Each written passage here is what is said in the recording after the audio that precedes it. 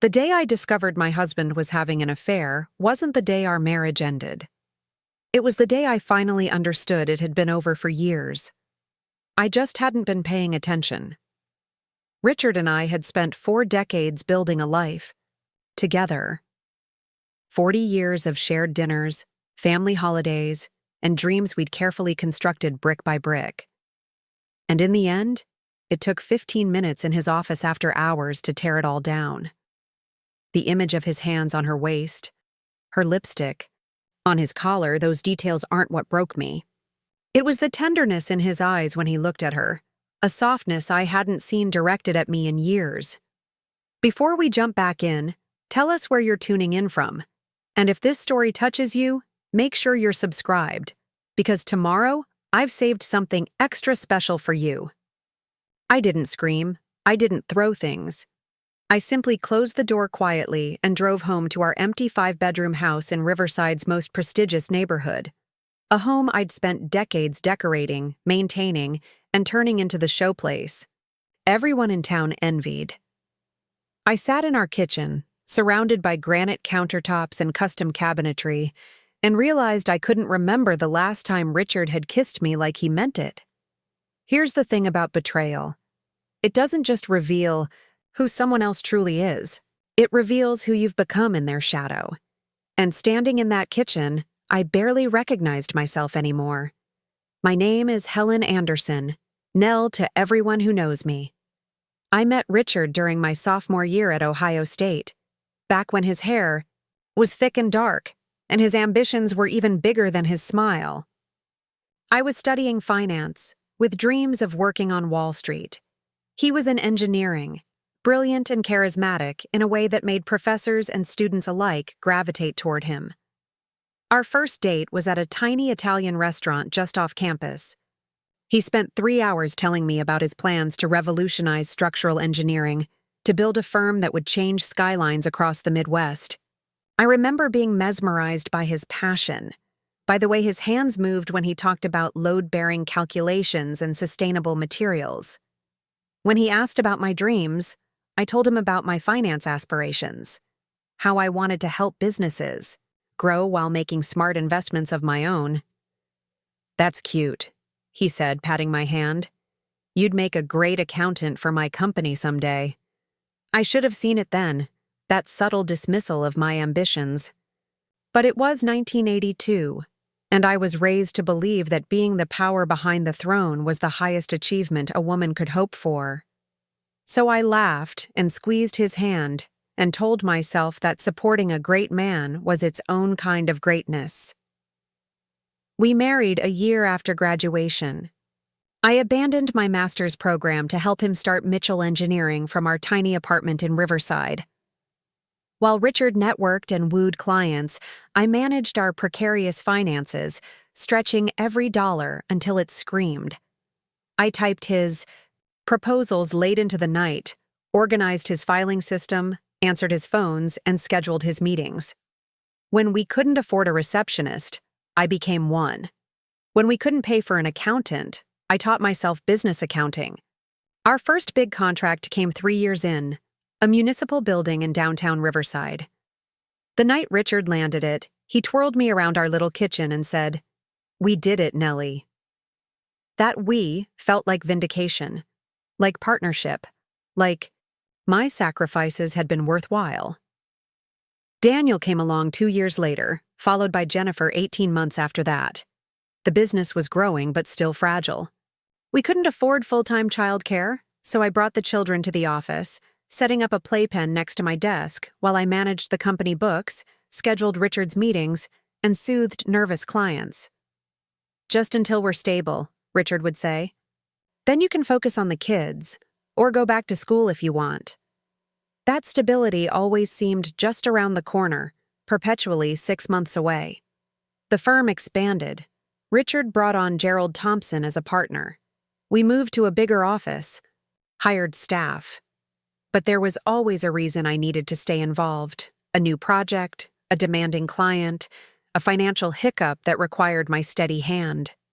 The years blurred together. School drop-offs and client meetings, soccer games and business. Dinners. I maintained our social calendar, hosted parties for Richard's clients, joined the right clubs, and sat on the right charity boards. I was the consummate corporate wife, the secret weapon Richard deployed when a client seemed hesitant or a competitor got too close. When we finally moved into the large colonial on Maple Avenue in Oakwood, Richard proudly gave guests tours, describing how he'd worked his way up from nothing. Sometimes he'd put his arm around me and add, "Of course, Nell kept the home fires burning," as if my contribution had been making pot roast while he built an empire single-handedly. I remember standing in our new kitchen after one such dinner party, washing crystal glasses worth more than my father's monthly salary when I was growing up, and wondering when exactly I had transitioned from partner to prop. The children grew, up and moved out. Daniel went to medical school, eventually opening a practice in Cincinnati. Jennifer became an attorney, married Thomas, and settled in Columbus. They gave us grandchildren who Richard adored in theory, but rarely made time to. See? Our house grew quieter. The spaces between conversations stretched longer. Richard turned 60, and the firm was thriving beyond our wildest dreams. Mitchell and Thompson engineering consultants had projects in 6 states. We had more money than we could spend in 2 lifetimes. Richard's schedule was still packed with meetings and site visits, industry conferences, and client dinners. "When will you slow down?" I asked on his birthday, watching him check emails during our supposedly special dinner. "Soon," he said, not looking up from his phone. "Just a few more big projects I want to land. Then we'll travel, see the world, make up for lost time." I believed him because I needed to, because admitting that soon would never come was too painful to contemplate. 3 months later, he hired Vanessa Cooper as his executive assistant. She was 34, with a business degree and subtle highlights in her dark hair. She laughed at Richard's jokes and brought him coffee exactly how he liked it: 1 sugar, splash of cream. She sent me flowers on my birthday with a note that read, "Richard speaks so highly of you." Richard started coming home later. There were more business trips, more weekend emergencies at the office. He bought new cologne and started getting regular haircuts instead of waiting until I reminded him his hair was getting too long over his ears. I knew what was happening. I just couldn't bring myself to confirm it. After 40 years, confronting the death of your marriage feels impossible, like trying to move a mountain with your bare hands. So I pretended not to notice when he started, locking his phone. I feigned sleep when he slipped into bed at midnight, smelling of unfamiliar perfume. I told myself it was a phase, a last grasp at youth before he settled into retirement. Then came that Tuesday evening in April. I'd made Richard's favorite meal, beef Wellington with roasted potatoes and haricots verts. He called to say he'd be working late, again. Something about a proposal deadline. I sat at our dining room, table alone, staring at the 2-place settings, the candles I'd lit, the bottle of wine breathing in its crystal decanter. 40 years, 4 decades of putting his dreams before mine, of being the perfect wife, the steadfast supporter, the woman behind the great man, and he couldn't even bother to call until after I'd cooked dinner. I drove to his office without really deciding to. The parking lot was nearly empty, just Richard's Mercedes and a sporty red Audi I recognized as Vanessa's. The security guard waved me in with a smile. "Working late again, Mrs. Mitchell. You're as dedicated as your husband." I thanked him and took the elevator to the executive floor. The hallway was quiet, the overhead lights dimmed for the evening. I heard them before. I saw them. Low laughter coming from Richard's corner office. The door was ajar, spilling a wedge of light across the carpeted corridor. I should have made noise. Cleared my throat. Given some warning. But 40 years of self-effacement had made me instinctively quiet, habitually considerate of Richard's space. So I saw it all in one uninterrupted tableau. Richard seated at his desk, his tie loosened. Vanessa perched on the edge, her skirt riding up her thighs. his hand on her leg, her fingers in his silver hair. They were looking at something on his computer screen, shoulders touching, heads bent together in perfect intimacy. "We could go to the Caymans," she was saying. "After everything's settled, that little resort you showed me." Richard kissed her wrist. "I'll have to handle Nell carefully." Preparing and narrating this story took us a lot of time, so if you are enjoying it, subscribe to our channel. It means a lot to us. Now back to the story. "She's put up with a lot over the years." "She'll be fine," Vanessa said, her voice dismissive. "Women like that always land on their feet. They're survivors. Still, 40 years is a long time to untangle. And she knows nothing about our finances. I've handled everything." They both laughed at that, a private joke at my expense. And in that moment, something inside me, something that had been bending for decades, finally broke clean. I didn't confront them, didn't demand explanations or apologies. I simply walked back to my car, my heels silent on the plush carpet. I drove home with mechanical precision, following traffic laws to the letter.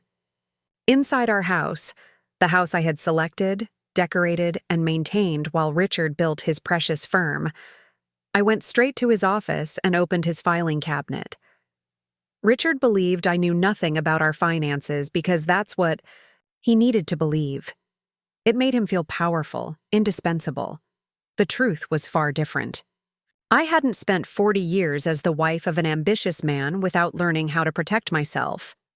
I hadn't managed the early books of his company without understanding exactly how business empires are built and how quickly they can crumble.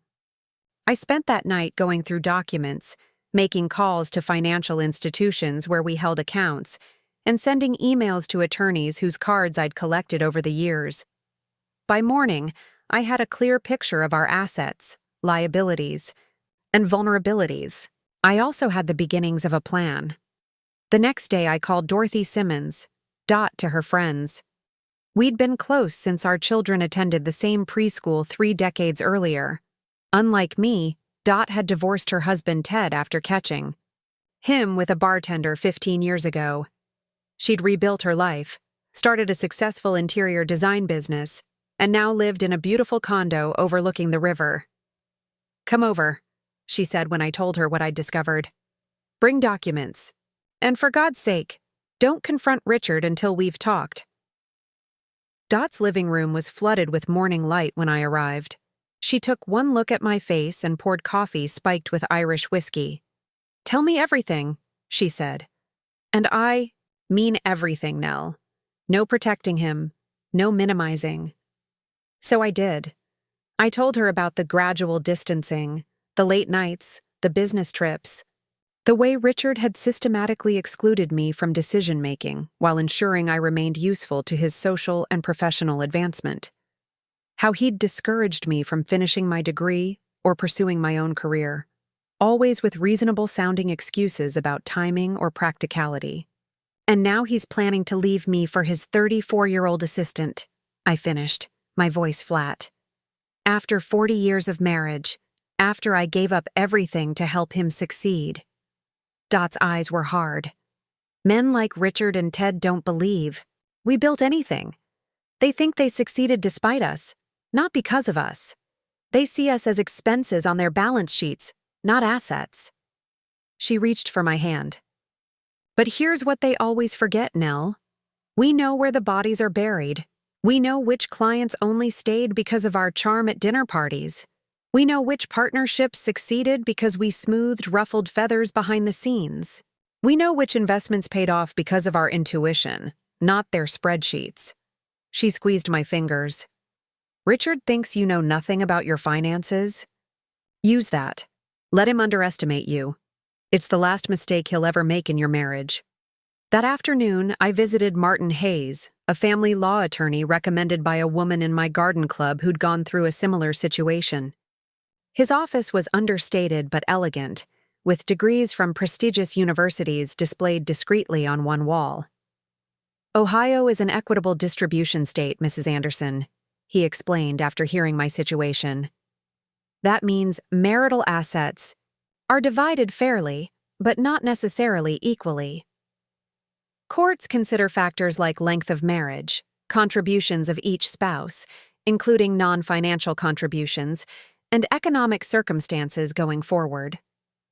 What about his business? I asked.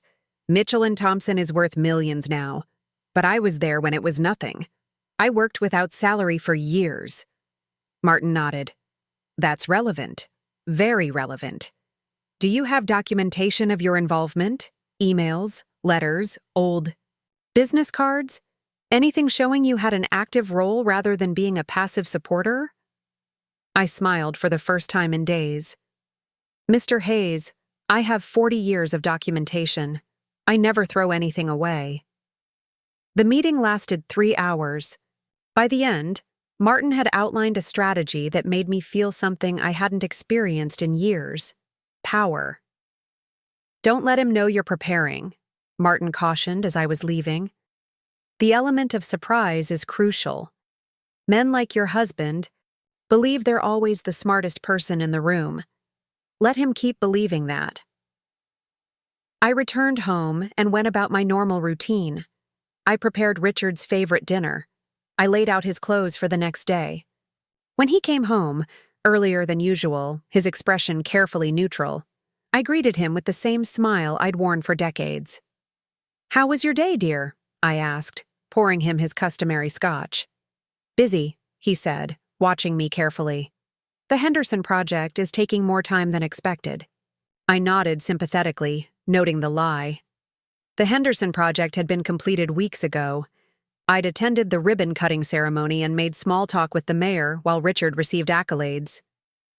You work too hard, I said, touching his shoulder lightly. Maybe we should plan that vacation you've been promising. The Cayman Islands, perhaps. I hear they're lovely this time of year. His hand froze around his glass, but his face revealed nothing. Maybe in a few months, he said. Things are too hectic right now. For 2 weeks, I maintained the charade. I was the perfect wife, attentive, supportive, unquestioning. Meanwhile, I methodically gathered documents, transferred funds to accounts, in my name only, and prepared for the confrontation I knew was coming. Richard grew bolder, less careful about hiding his affair. Late nights became overnight trips.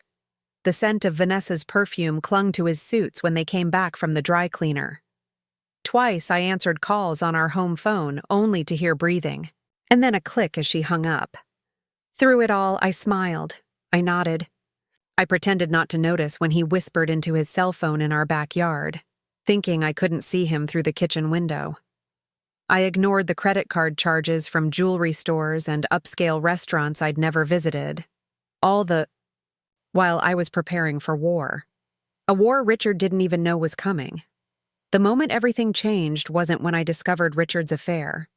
It was 3 weeks later, on a rainy Tuesday afternoon, when he finally decided to tell me about it. I was arranging peonies in the crystal vase his mother had given us for our 10th anniversary when he walked into the kitchen with that particular expression I'd come to recognize over 4 decades, the look he wore when he was about to deliver news he considered important. Shoulders back, chin slightly raised, eyes direct but not quite connecting with mine.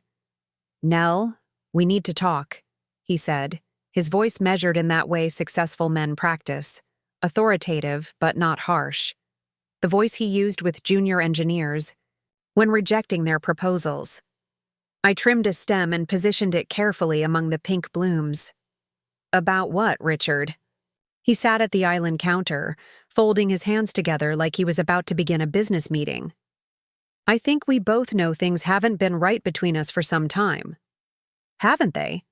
I kept arranging flowers, my movements precise and unhurried. Richard cleared his throat. I've given this a lot of thought. We've had a good run, Nell. 40 years is nothing to sneeze at. We raised good kids, built a good life. But, I prompted, still not looking at him. But people change, grow apart, want different things as they get older. He paused, waiting for a reaction. When none came, he continued with slight irritation. I've been unfair to you, staying in a marriage that's become perfunctory. We both deserve more than that. I finally turned to face him, wiping my hands on a kitchen towel.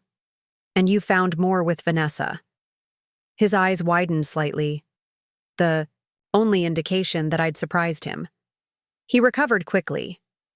Yes, I have. I didn't plan it, Nell. These things just happen. These things just happen, I repeated, like natural disasters, completely beyond human control. He frowned. I'm trying to be honest with you. After how many months of lying? His jaw tightened. That's not fair. I was trying to figure things out. I didn't want to hurt you unnecessarily. I folded the towel and placed it precisely on the counter. How considerate. Look, I know you're upset. That's understandable. But I'm hoping we can handle this like adults. No drama, no fighting, a clean break. I tilted my head. And what exactly does a clean break look like after 40 years, Richard? He relaxed slightly, moving into familiar territory, explaining how things would be, expecting me to nod and accept. I've spoken with my attorney. He's drawing up a fair settlement. You'll keep this house, of course. I'll provide generous support, enough that you'll never have to worry about money. How much is generous exactly? He named a figure that might have impressed anyone who didn't know our actual net worth. It was less than 5% of our assets. I see, I said quietly. And the business? Richard smiled indulgently. Nell, you know the business isn't part of this discussion. That's separate from our marital assets. Even though I worked there for years without salary? Even though I managed the books, hired the first employees, secured the Henderson contract that put the company on the map? His expression hardened. That was 40 years ago. You've been a housewife for decades now. My company has grown because of my expertise, my relationships, my reputation in the industry. Your company, I repeated, not our company. Don't make this difficult, Nell. I've always taken care of you, and I'll continue to do so. But Mitchell and Thompson is non-negotiable. I noticed he was already referring to our marriage in the past tense. Had already decided everything without my input, just as he'd been doing for years. When are you planning to leave? I asked, my voice steady. I've found a place downtown. I'll move some things this weekend. He hesitated. Vanessa and I are thinking of building something in Cedar Heights eventually, but there's no rush on that. Cedar Heights, the exclusive gated community where homes started at $2 million, where we had once talked about building our forever home, before Richard decided the Colonial in Oakwood made more sense for entertaining clients. I see. I turned back to my flowers. Is there anything else? He seemed thrown by my calm. No. I suppose not. My lawyer will contact you with the paperwork. He stood hesitating. I am sorry, Nell. For what it's worth. 40 years, I said softly, not looking at him. And that's all you have to say? He sighed heavily. What else is there? We had a good run. Now it's over. Life goes on. After he left, I finished arranging the peonies, placing the vase on the dining room table where it caught the afternoon light beautifully. Then I walked calmly to my car and drove to Martin Hayes' office without calling ahead. His receptionist started to say he was in meetings all afternoon, but something in my expression made her pick up the phone. 2 minutes later, I was seated. In Martin's office, my hands folded in my lap to stop their trembling. He finally told me, I said. He's moving out this weekend. Already has his lawyer drawing up settlement papers. Martin nodded. Good. That means he's confident. Overconfident, based on what you've told me. Did he mention figures? I repeated. What Richard had offered. Martin actually laughed. Mrs. Anderson, that's insulting even as an opening position. But let him think you're considering it. The more he believes you're going to roll over, the better position we'll be in. He says the business is non-negotiable, that it's separate from our marital assets. Martin leaned forward. Mrs. Anderson, Nell, if even half of what you've told me is true, your husband is in for a very unpleasant surprise. Ohio courts consider many factors in determining what's marital property, including non-monetary contributions to a family. Business. Your work during those early years? Absolutely relevant. The fact that you managed the household entirely, allowing him to focus on growing the business? Also relevant. The social connections you cultivated that brought in clients? Very relevant. He opened a folder on his desk. Now, let's discuss the documentation you've provided so far and what else we need before we respond to his attorney's proposal. We spent 2 hours reviewing financial records, old business documents, and photographs I'd collected showing my involvement in company functions. As I was leaving, Martin put a hand on my shoulder. Nell, I know this is painful. 4 decades is a long time to invest in a relationship only to have it end this way. But I want you to know, based on what I've seen so far, you're in a much stronger position than your husband realizes. Just keep playing along a little longer. I nodded and headed home, stopping at Willow Creek Apartments on the way. I'd secretly toured a unit there 2 weeks earlier, a modern 2-bedroom with a balcony overlooking the river. I signed the lease right then, paying 6 months in advance from one of the accounts I'd opened in my name only. Richard would get his wish to move out this weekend, but he wouldn't be the only one leaving the house in Oakwood. When I got home, I poured myself a glass of the expensive Cabernet Richard imported by the case, the one he said was too fine for my undiscerning palate, and called Dot. He finally told me, I said when she answered.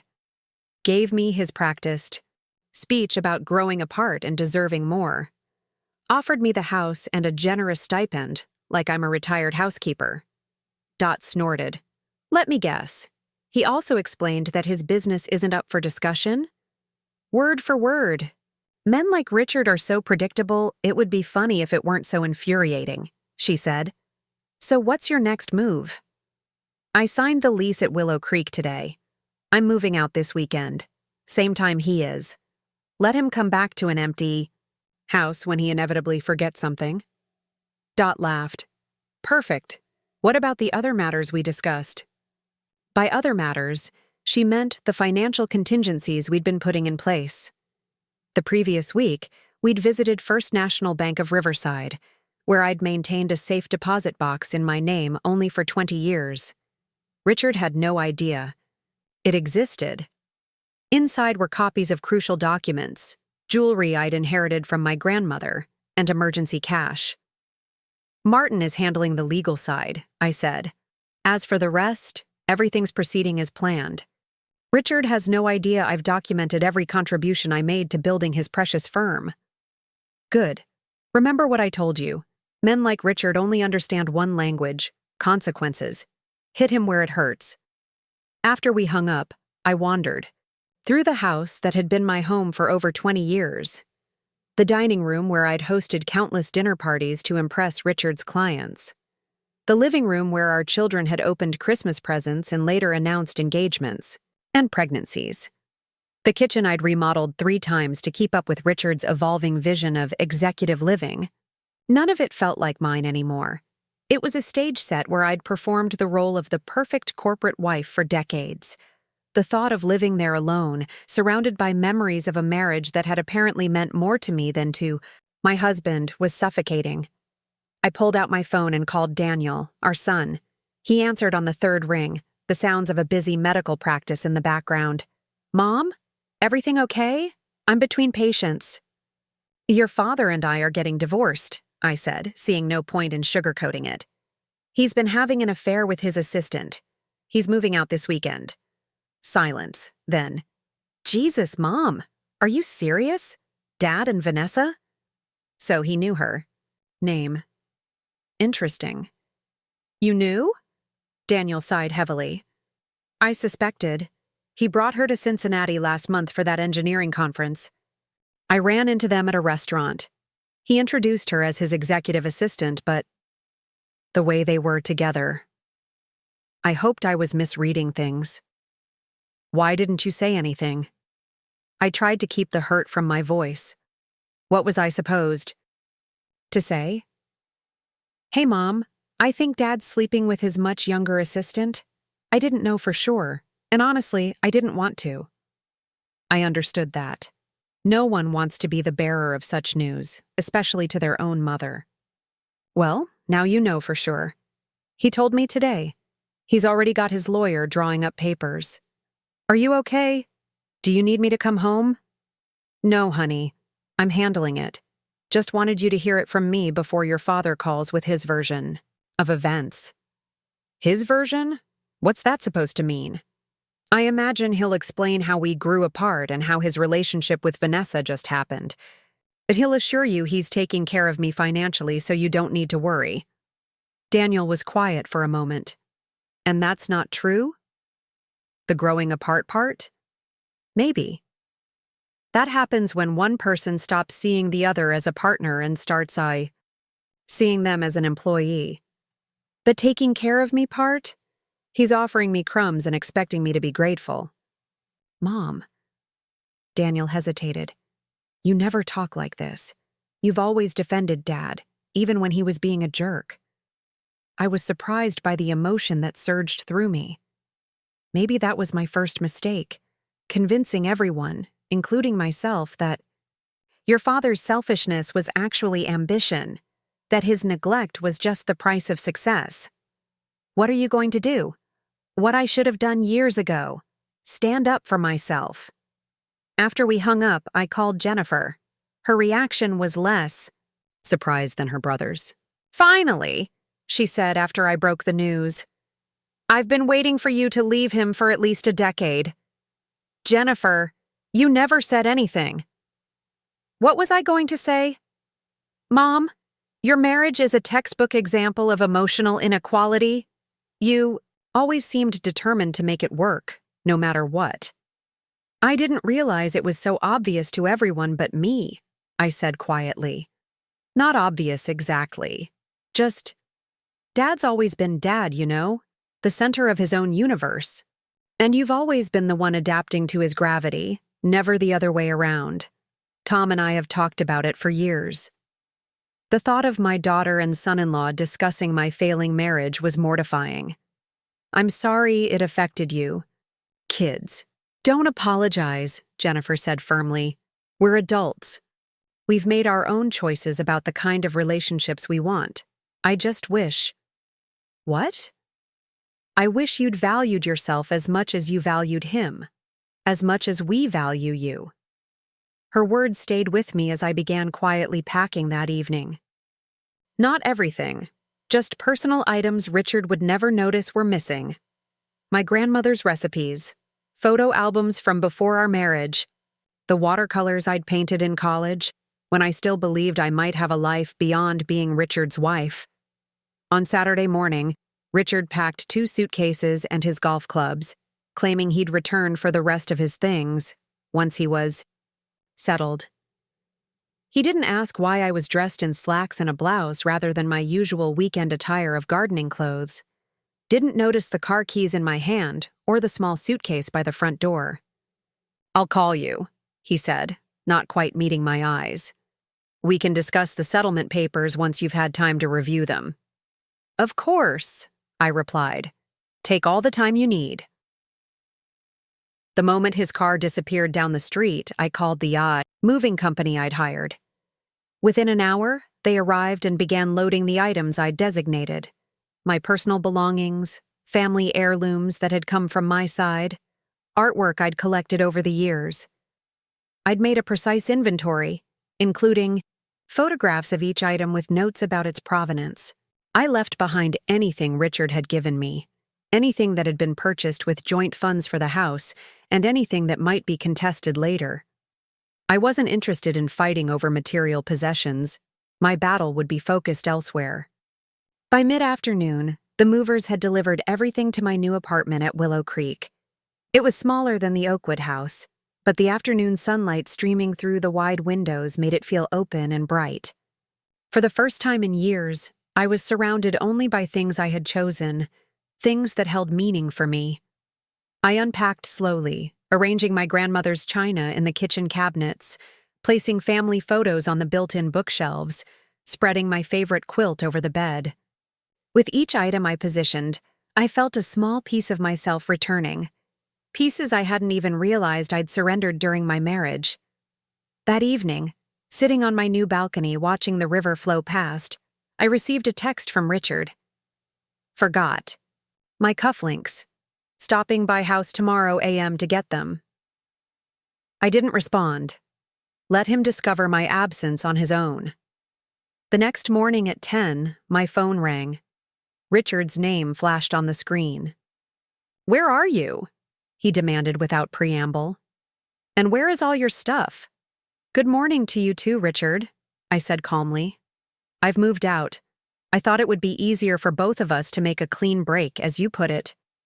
"Moved out? To where? Why didn't you tell me you were planning this? I found a lovely apartment at Willow Creek.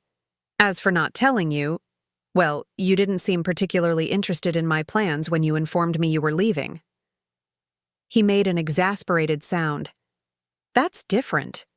I told you the house was yours. There was no need for you to move." "The house was never really mine, Richard. It was a showcase for your success. I want something that's mine, chosen by me, for me." "This is ridiculous. You're acting impulsively out of spite." "No, I'm acting deliberately out of self-respect. There's a difference." "Fine. Do what you want. But we still need to discuss the settlement. My lawyer sent the papers to your email yesterday." "Yes, I received them. My lawyer will be responding this week." There was a beat of silence. "Your lawyer? You hired a lawyer?" "Of course. Isn't that what people do when they're getting divorced after a 40-year marriage? Hire legal representation?" "Nell, that's unnecessary. My offer is more than fair. You don't need some shark trying to squeeze more money out of me." "Richard, after 40 years together, I think I've earned the right to determine what's fair. For myself." His voice hardened. "Don't make this ugly, Nell. You won't like the outcome." "Is that a threat?" "It's a reality check. You've been a housewife for decades. You have no idea what you're up against if you try to play hardball." I laughed softly. "That's where you're wrong, Richard. I know exactly what I'm up against. The question is, do you?" I ended the call and blocked his number. If he needed to reach me, he could do it through Martin. The next day, I visited First National Bank of Riverside. Robert Henderson, the manager, greeted me warmly. I'd known Bob for 20 years. We'd served on the community center fundraising committee together, and his wife was in my book club. "What can I do for you today, Mrs. Anderson?" he asked, ushering me into his office. "I need to make some changes to my accounts," I said, smiling pleasantly. "As you may have heard, Richard and I are separating." Bob's expression turned sympathetic. "I had heard rumors. I'm very sorry." "Thank you. I've decided it's time to reorganize my financial affairs in light of this change." I handed him a folder of documents. "I'd like to remove Richard's name from these accounts and transfer the funds to my new accounts." Bob reviewed the papers carefully. "These are all accounts you opened independently, with funds that were either inherited or gifted specifically to you.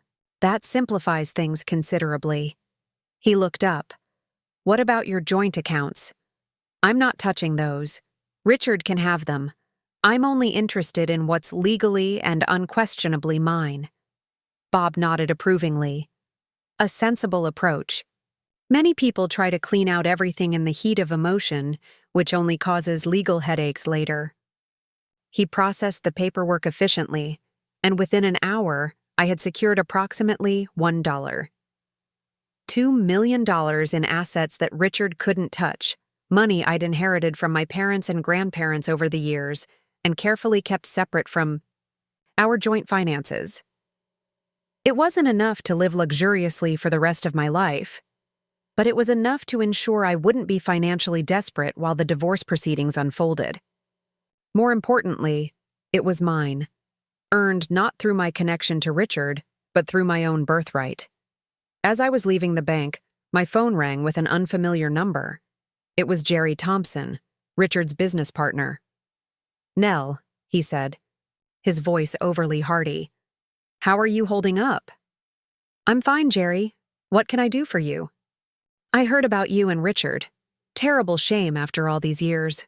But these things happen, I suppose." "Yes.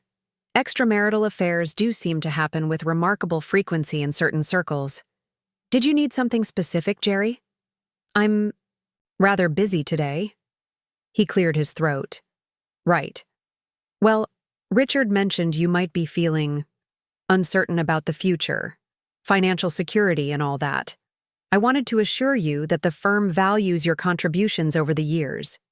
The annual holiday party won't be the same without your touch." I nearly laughed out loud at his patronizing tone. "How kind of you to worry about the holiday party during my divorce." "That's not what He sighed. "Look, Nell, I'm trying to be a friend here. Richard is concerned you might be getting some unhelpful legal advice, thinking you have claims on the business that won't stand up in court. I'd hate to see you waste money on legal fees chasing something that isn't viable." "And Richard sent you to warn me off? How thoughtful." "He's offering a very generous settlement, Nell. More than fair, considering. My advice as a friend, take it. Don't drag this out." "Your advice as a friend," I repeated slowly. "Tell me, Jerry, do you remember the Harris Project? 2002, I believe." There was a pause. "The municipal complex? What about it?" "Do you remember who secured that contract?" Well, Richard, obviously. He was lead on all municipal projects back then." "Actually, no. I secured that contract. Steve Harris's wife, Meredith, was on the hospital board with me. She arranged the introduction. I took Steve to lunch while Richard was in Cleveland. I got us in the door. Richard closed the deal, certainly, but he wouldn't have had the opportunity without me." "That was a long time ago, Nell." 23 years. And in those 23 years, how many contracts came through my social connections? How many client relationships were maintained because I remembered birthdays, sent personalized gifts, hosted dinners where everyone felt special and valued? Jerry was silent. "You seem to think I was just planning parties and picking out centerpieces, Jerry. But I was building and maintaining the relationships that kept your clients loyal. Do you think Richard ever sent a single thank you note without me writing it? Do you think he remembered a single client's wife's medical procedure or child's graduation without me reminding him?" "Nell, here's what's going to happen, Jerry. You're going to go back to Richard and tell him that his attempt to use you as an intermediary has failed spectacularly. And then you're going to suggest that he start taking my legitimate claims seriously before this gets even more expensive. For both of you."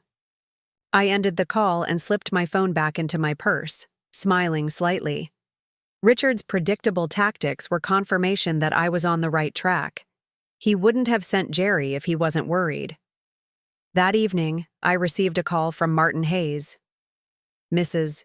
Anderson, I've received a response from your husband's attorney. It seems Mr. Anderson is suddenly interested in mediation rather than proceeding with his original settlement offer." "Is he now? What changed his mind?" "Apparently our initial response outlining your contributions to Mitchell and Thompson gave him pause. His attorney is suggesting a meeting to discuss a more equitable distribution that recognizes Mrs. Anderson's historical role in the company's success." I smiled to myself. "And what do you recommend, Martin?" "I recommend we meet, hear what they have to offer, and then proceed with our original plan regardless. This feels like an attempt to gauge how serious you are, not a genuine offer. To be fair." "I agree. Schedule the meeting for next week. Let's see what Richard considers equitable now that he's realized I'm not going to disappear quietly." After we hung up, I sat on my balcony watching the sunset paint the river in shades of gold and crimson. For the first time since Richard had confessed his affair, I felt a sense of calm purpose. The initial shock and pain were still there, but they'd been joined by something else, a growing recognition of my own strength. 40 years I'd spent building Richard's empire, managing his life, and smoothing his path. 40 years living in his shadow, convincing myself that his success was our success. Now I would use everything I'd learned during those years to ensure that the second half of my life belonged to me alone. Let Richard and Vanessa have their fantasy of starting fresh. I was reclaiming what had been mine all along, my dignity, my independence, and my fair share of everything we'd built together. The mediation meeting was scheduled for Thursday morning at the offices of Greenfield & Associates, a neutral venue downtown. I spent the previous evening selecting my outfit carefully. Not the soft, feminine clothes Richard was accustomed to seeing me in, but a charcoal gray suit I'd purchased specifically for this meeting. Sharp lines, impeccable tailoring, and a subtle power that came from its simplicity. I paired it with pearl earrings that had belonged to my grandmother, and low heels that wouldn't leave me towering over anyone, but wouldn't require me to look up either. Appearance matters in negotiations. That was something Richard himself had taught me decades ago. People respond to visual cues of authority, he'd explained while choosing between nearly identical navy suits for an important client meeting. You need to look the part before they'll listen to what you have to say. Dot picked me up at 9, insisting on driving me to the meeting. You need a friendly face before and after, she said. Besides, I want a full report on Richard's expression when he realizes you're not rolling over. As we pulled up to the sleek glass building housing Greenfield & Associates, she squeezed my hand. Remember what we talked about. You were never just his wife. You were his secret weapon. Now you're your own secret weapon. Martin was waiting in the lobby, his briefcase and expression equally serious. Mrs. Anderson, you look well. Thank you, Martin. I feel well. Prepared. He nodded approvingly. That's exactly the right mindset. Mr. Anderson and his attorney are already upstairs. The mediator will join us shortly. The conference room was elegant in that intentionally intimidating way of high-end law firms. Walnut table gleaming under recessed lighting. Leather chairs that cost more than some people's monthly mortgage payments. Floor-to-ceiling windows offering commanding views of the river and downtown Riverside. Richard was seated at the far end, his back to the door, deep in conversation with a silver-haired man I recognized as Walter Price, one of the most expensive divorce attorneys in the state. Neither noticed our entrance until Martin cleared his throat. Richard turned, his expression shifting rapidly from annoyed at the interruption to shocked at my appearance. I wasn't supposed to look like this. Poised, professional, powerful. I was supposed to arrive teary-eyed and uncertain, grateful, for any crumbs he deigned to offer. Nell, he said, recovering quickly, you look different. Hello, Richard. I took a seat across from him, placing my leather portfolio squarely before me. Martin sat beside me, methodically arranging his materials. Walter Price offered his hand across the table. Mrs. Anderson, I'm Walter Price, representing your husband. I hope we can make this process as painless as possible for everyone. I shook his hand firmly. Mr. Price, I've heard a great deal about you. Your reputation precedes you. All good things, I hope, he said with a practiced smile. Professional things, I replied, which is all that matters in this context. The mediator arrived then, a no-nonsense woman in her 50s named Patricia Winters. She introduced herself and explained the process, emphasizing that mediation was voluntary and non-binding, but could save both time and money if everyone approached it in good faith. So, she said after preliminaries were completed, I understand Mr. Anderson has put forward an initial settlement proposal, which Mrs. Anderson has declined. Perhaps we could begin by exploring why that proposal was unsatisfactory. Martin opened a folder. My client rejects the proposal on multiple grounds. First, it grossly undervalues her contributions to the marriage and to Mitchell and Thompson engineering consultants. Second, it misconceptualizes the company as separate property rather than marital assets. Third, it fails to account for Mrs. Anderson's non-monetary contributions that enabled the company's growth and success. Walter Price raised a manicured hand. With all due respect, the characterization of the business as marital property is fundamentally flawed. Mitchell and Thompson is a separate legal entity, and while Mrs. Anderson may have provided some administrative assistance in the company's early days, she has had no formal role in the company for decades. Some administrative assistance? I repeated softly. All eyes turned to me. Is that what you call managing the company books for the first 8 years, Mr. Price? Or securing the Harris municipal contract that kept the company afloat during the recession of 2001? Or personally calling every client when the Collins Bridge collapse threatened to destroy Mitchell and Thompson's reputation in 2007? Richard shifted uncomfortably. Nell, you're exaggerating your role. Yes, you helped out in the early days. I didn't help out, Richard. I built that company alongside you. Without salary, without recognition, without equity. But make no mistake, Mitchell and Thompson exists because of my labor as much as yours. Walter Price smiled condescendingly.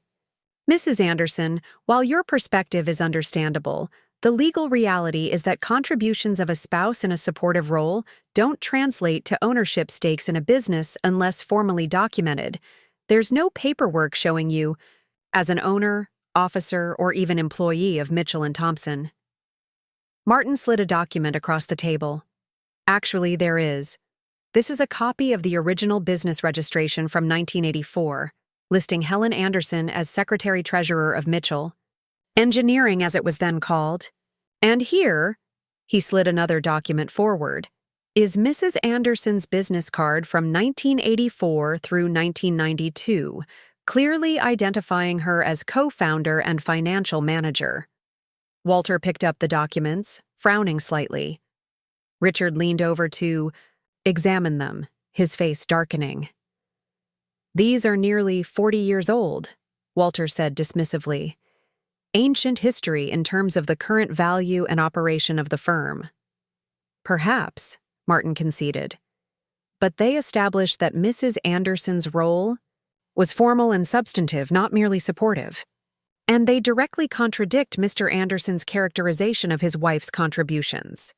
Patricia, the mediator, interjected. This seems like a significant point of contention. Mr. Anderson, could you clarify your understanding of Mrs. Anderson's role in the early days of the company? Richard's jaw tightened. Yes. Nell helped with the books and some client relations in the beginning. That's not unusual for a small startup. But the engineering expertise, the technical knowledge, the professional relationships that actually built the company, those were mine, and Jerry's, after he joined as partner in 1990. I let out a small laugh. The professional relationships? Richard, do you even remember how we landed the Westridge development contract in 1988? The one that doubled our annual revenue overnight? He frowned. Of course. I met with Stephen Turner at the industry conference in Columbus. No, I said. Quietly. You didn't. I met Elaine Turner at a fundraiser for the Children's Hospital.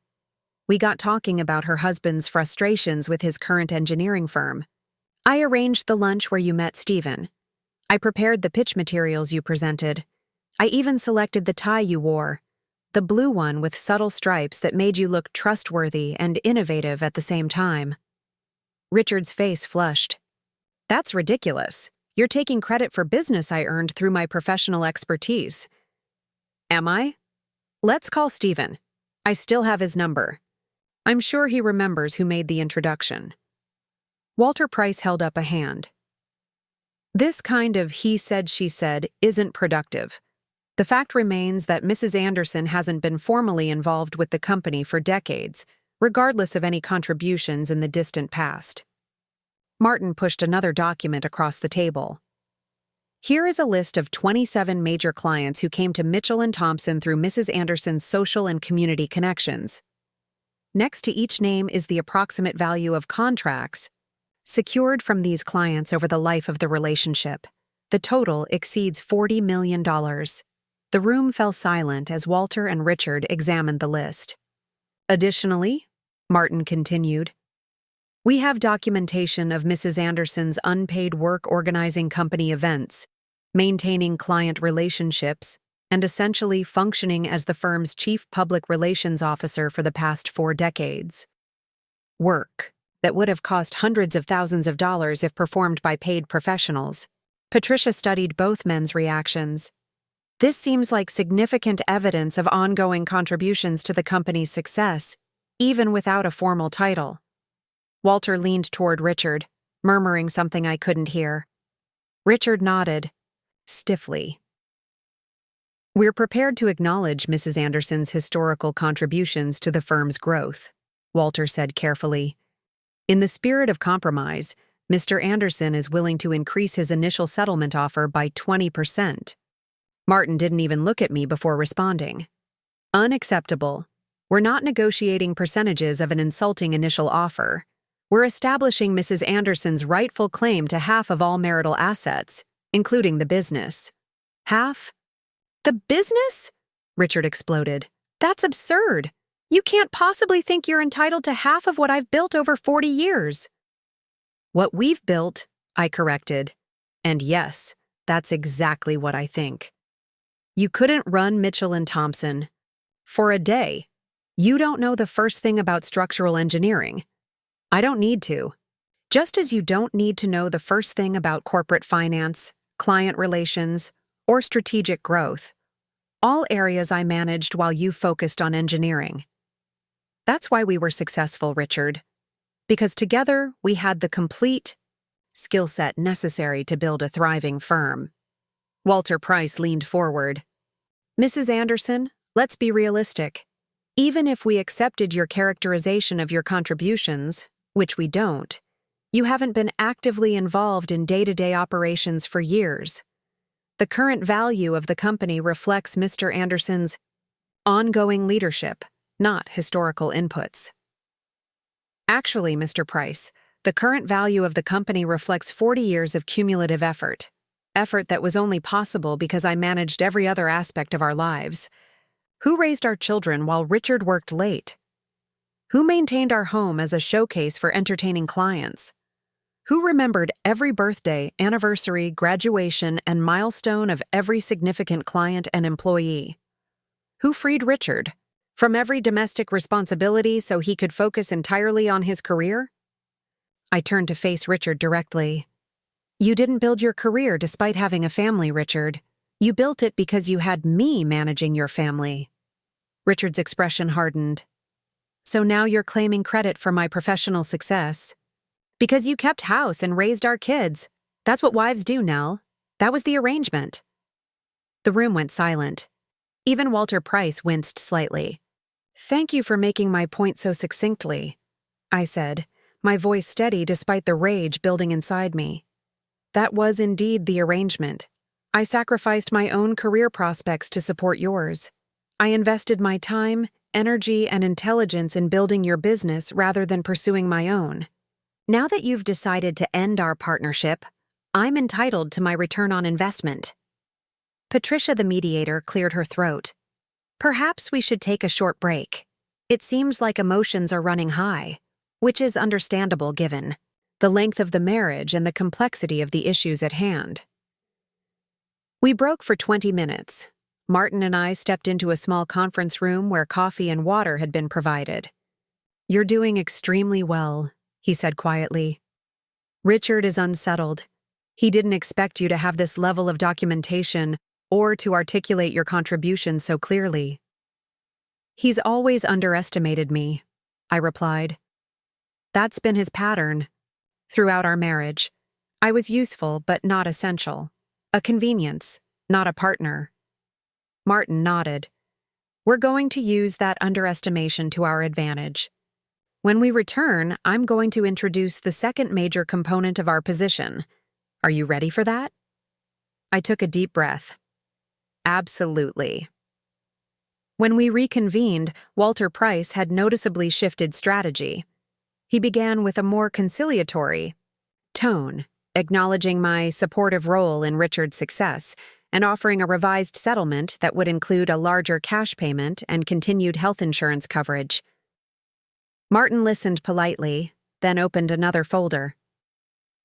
While we appreciate the modest improvement in the offer, it still fundamentally mischaracterizes the nature of my client's contributions. But let's set that aside for a moment and address an entirely different matter. He slid a document across the table. This is a detailed accounting of funds transferred from Mitchell & Thompson's corporate accounts to a series of shell companies, and eventually to personal accounts controlled exclusively by Mr. Anderson, accounts that were deliberately hidden from Mrs. Anderson. Richard went completely still. Walter Price quickly glanced at the document, then at his client. "What is this?" Patricia asked. "Evidence of systematic financial misconduct," Martin said calmly. "Over the past 5 years, Mr. Anderson has diverted approximately $32 million in company funds to these hidden accounts, presumably in preparation for this divorce." Walter Price shook his head. "These are serious allegations that would require thorough investigation. We categorically deny any financial impropriety." "By all means investigate," Martin replied. "In fact, we've already provided this documentation to the State Licensing Board for Professional Engineers and to the IRS for their review. If these transfers represent legitimate business expenses, I'm sure Mr. Anderson will have no trouble explaining them." Richard's face had drained of color. "This is outrageous. You're threatening me." "No, Richard," I said quietly. "I'm holding you accountable. There's a difference." "How did you even get these records? You had no right to access company financial information." I smiled slightly. "You forget that I still have relationships with people at Mitchell & Thompson, people who've been there since the beginning, people who remember my role in building the company, people who don't approve of what you've been doing, either professionally or personally." A flash of understanding crossed Richard's face. "Linda in accounting. She always did have a soft spot for you." "Linda has integrity," I corrected. "Something you seem to have misplaced along with your wedding vows." Walter Price held up a hand to silence his client, then leaned in to whisper urgently in Richard's ear. Their hushed conversation continued for several minutes, growing increasingly tense. Finally, Walter turned back to us.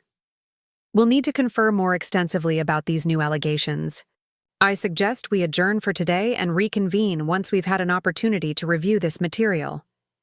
Martin nodded. "Of course. Take all the time you need.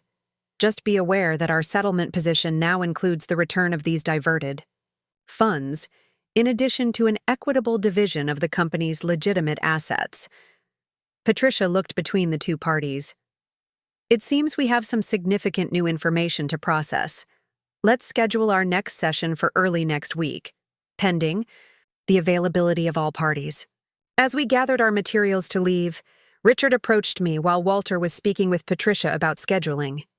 "What are you trying to prove, Nell?" he hissed, keeping his voice low enough that only I could hear. "You're going to destroy everything if you keep pushing like this." "No, Richard," I said calmly. "You destroyed everything when you decided I was disposable after 40 years. I'm simply making sure I don't go down with the wreckage." His eyes narrowed. "You won't win this. You think you have leverage, but you have no idea what you're up against." "Actually, I think I do.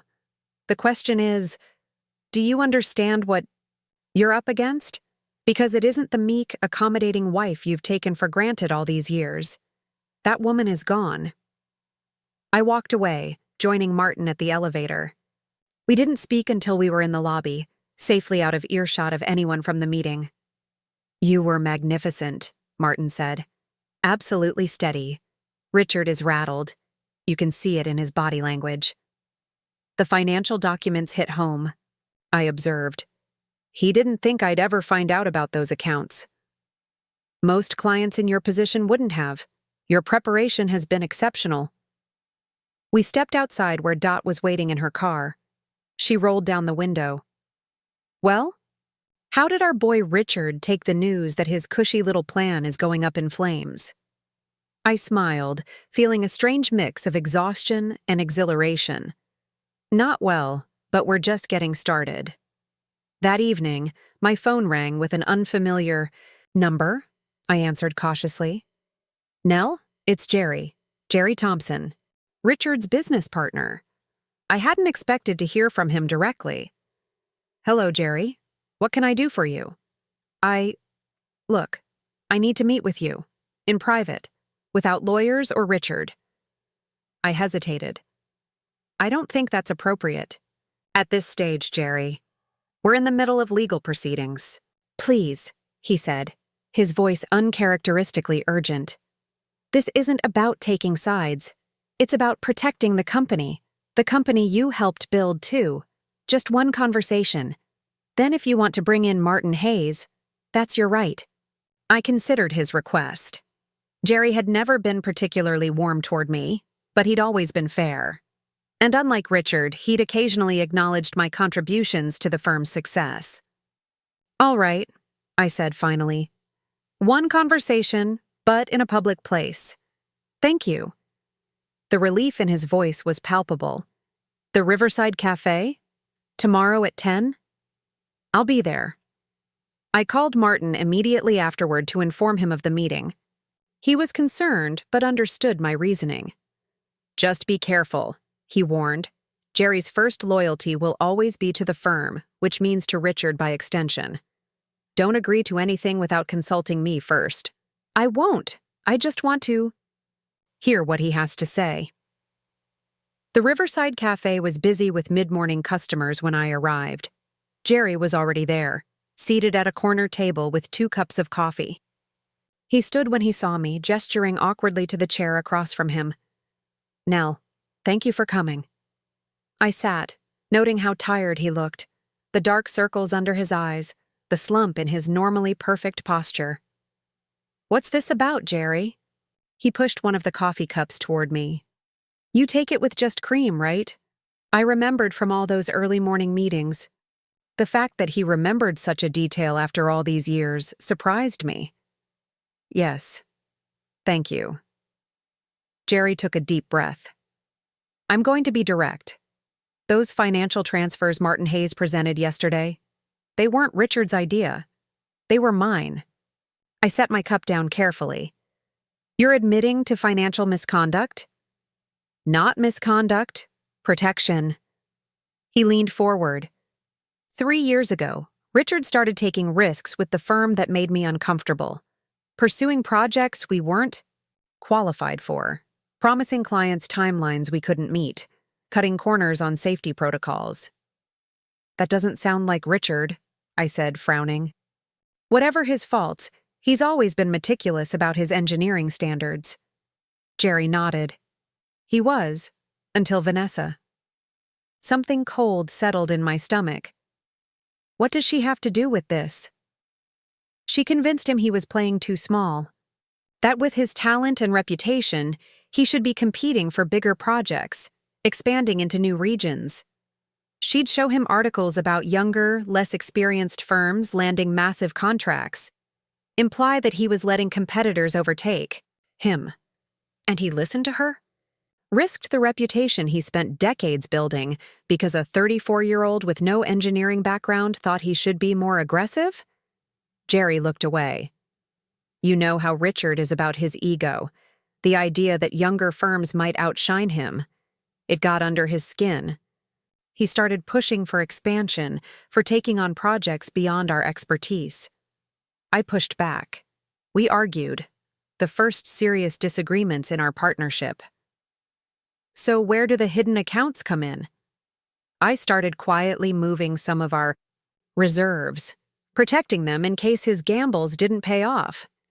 The intention was always to bring those funds back once Richard came to his senses. But then he began spending more and more time with Vanessa, and I realized this wasn't a temporary lapse in judgment. I studied Jerry's face, looking for signs of deception. "Why are you telling me this?" "Because Richard is planning to squeeze you out completely." After yesterday's meeting, he called an emergency session with the board. A board that consists of himself, me, and 2 of his golfing buddies who've never questioned a single decision he's made. They voted to issue a special dividend to current shareholders, effectively draining the company's liquid assets before you can get access to them. My heart sank. Is that legal? Technically, yes. Ethically, not even close. That's why I abstained from the vote. And that's why I'm here. Jerry reached into his jacket and pulled out a flash drive. This contains detailed records of every questionable decision Richard has made in the past 3 years, including projects where safety standards were compromised to meet Vanessa's ambitious timelines. It also includes emails where I explicitly warned him about potential liability issues. I stared at the small device. "Why would you give me this? You'd be implicating yourself." "Because I've spent 30 years building Mitchell & Thompson alongside you and Richard. I won't watch him destroy it because he's having a midlife crisis." Jerry pushed the flash drive toward me. "I'm not taking your side against Richard. I'm taking the company's side against Richard's worst impulses." I didn't touch the drive. "How do I know this isn't a setup? Something Richard put you up to?" Jerry actually laughed. "Richard barely speaks to me these days unless it's to override my concerns about a project. He's convinced I'm just being cautious because I'm older, that I don't have the vision or courage to take the firm to the next level, whatever that means in Vanessa's business school jargon." "So what do you want from me in exchange for this information?" "When the dust settles, and it will one way or another, I want assurances that the company's core values won't be compromised. The safety standards, the attention to detail, the reputation for integrity that you and Richard and I built together. That's all." I finally picked up the flash drive, turning it over in my fingers. "I'll need to discuss this with my attorney." "Of course," Jerry said, standing. I don't wait too long. Things are moving quickly with this special dividend." After he left, I sat at the table for a long time, the flash drive heavy in my hand. This potential alliance with Jerry complicated things significantly, but it also opened up new strategic possibilities. I called Martin and briefed him on the conversation. He was skeptical but intrigued. "If what Jerry says is true, we need to act immediately to prevent the asset stripping through this special dividend," he said. "I'll file for an emergency injunction this afternoon. In the meantime, I'd like our technical consultant to review whatever's on that flash drive." By that evening, Martin had secured a temporary restraining order preventing any extraordinary financial transactions by Mitchell & Thompson until our next court date. The technical consultant confirmed that the flash drive contained exactly what Jerry had described: extensive documentation of increasingly risky business practices, overruled safety concerns, and financial maneuvering. Richard's response was swift and furious. At 9 p.m., he called my cell phone from a number I didn't recognize. I'd blocked his regular number. "What the hell do you think you're doing?" he demanded without preamble. "You have no right to interfere with legitimate business decisions." Draining company assets to avoid a fair settlement isn't a legitimate business decision, Richard. It's financial misconduct. That dividend was planned months ago. It has nothing to do with our divorce. "Save it for the judge," I said, calmly. "We have documentation proving otherwise." There was a pause. "Jerry," he said finally, "that snake went to you, didn't he? You seem to be surrounded by people you no longer trust, Richard. Perhaps you should ask yourself why that is. You've turned him against me, just like you've turned the children against me." I nearly laughed. "The children? You mean the adult son and daughter you've barely spoken to since this all began?" "I haven't needed to turn anyone against you, Richard. You're doing an excellent job of that all by yourself." "This isn't going to end well for you, Nell. You're in over your head. Actually, I think for the first time in decades, I'm finally at the right depth. Good night, Richard.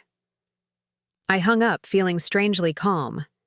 Richard had always viewed anger as his exclusive right. He was allowed to be angry, to make demands, to take offense. I was expected to be reasonable, accommodating, understanding. That dynamic, like so many others in our relationship, had fundamentally shifted. The next morning, I received a text from Jennifer. Dad just called me ranting about how you're trying to destroy his company. What's going on? I called her immediately, not wanting this to play out over text. When she answered, I could hear the confusion in her voice.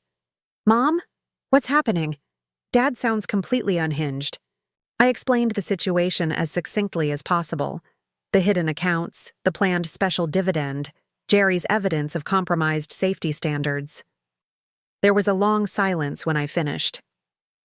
I knew Dad could be self-centered, Jennifer said finally. But this is another level. Compromising safety standards? That's not the engineer who lectured us about structural integrity at dinner until our eyes glazed over. People change, I said, echoing Richard's words from our confrontation. Or perhaps they reveal who they truly are when tested. Are you okay? This sounds incredibly stressful. I'm better than I've been in years, actually. There's something clarifying about finally seeing the truth of your situation. I wish you'd left him years ago, Jennifer said quietly. You deserved better than the way he treated you. I wasn't ready then. I am now. After we hung up, I had a similar conversation with Daniel, who was equally shocked by Richard's behavior. Both children promised their support, whatever form the conflict took going forward. That solidarity was tested the very next day when I received an email from Walter Price with Richard copied. The subject line read, "Settlement Revision," but the content was nothing short of a declaration of war. The email outlined a new position. Richard was now claiming that I had engaged in interference with business operations and corporate espionage by obtaining confidential company documents. He was threatening to file criminal charges unless I agreed to an immediate settlement that amounted to less than 20% of our marital assets and required me to sign a non-disclosure agreement about both the marriage and the company. I forwarded the email to Martin, who called me within minutes. "This is desperate flailing," he said. "He's panicking because we've blocked his attempt to drain the company assets. Criminal charges would go nowhere. You had every right to access those documents as the wife of the company's principal and as someone with historical involvement in the business. So we don't respond? Oh, we respond, but not with fear or concession. We escalate."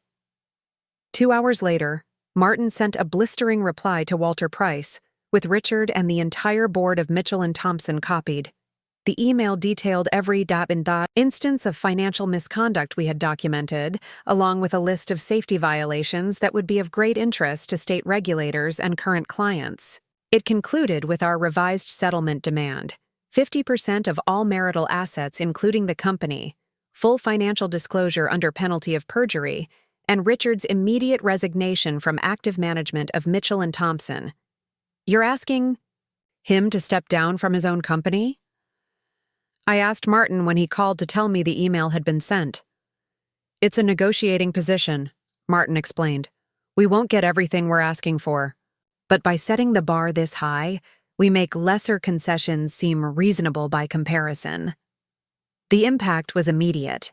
By that evening, Walter Price had requested an emergency mediation session for the following day. His email was terse, professional, and notably lacking Richard's name in the recipient list. When we arrived at Greenfield and Associates the next morning, the atmosphere was markedly different. Walter Price greeted us with strained courtesy. Patricia, the mediator, seemed bewildered by the rapid escalation of hostilities. But the most noticeable change was Richard himself. Gone was the confident, dismissive man who had patronized me in our first session. In his place sat someone I barely recognized, pale, disheveled, with dark circles under his eyes and a slight tremor in his hands as he shuffled papers. He wouldn't meet my gaze. Walter Price began with a carefully worded statement. After reviewing the additional documentation provided by Mrs. Anderson's counsel, my client is prepared to consider a more comprehensive settlement framework that better reflects the complexity of the parties' financial entanglements.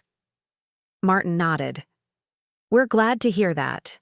Does this framework include full financial disclosure of all accounts, domestic and foreign? Walter hesitated. We're prepared to provide complete disclosure of all relevant accounts. All accounts, Martin corrected, not just those Mr. Anderson deems relevant.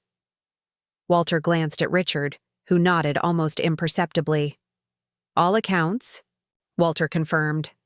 For the next 3 hours, we negotiated intensely over every aspect of the settlement. Richard remained largely silent, speaking only when directly addressed by Walter or Patricia.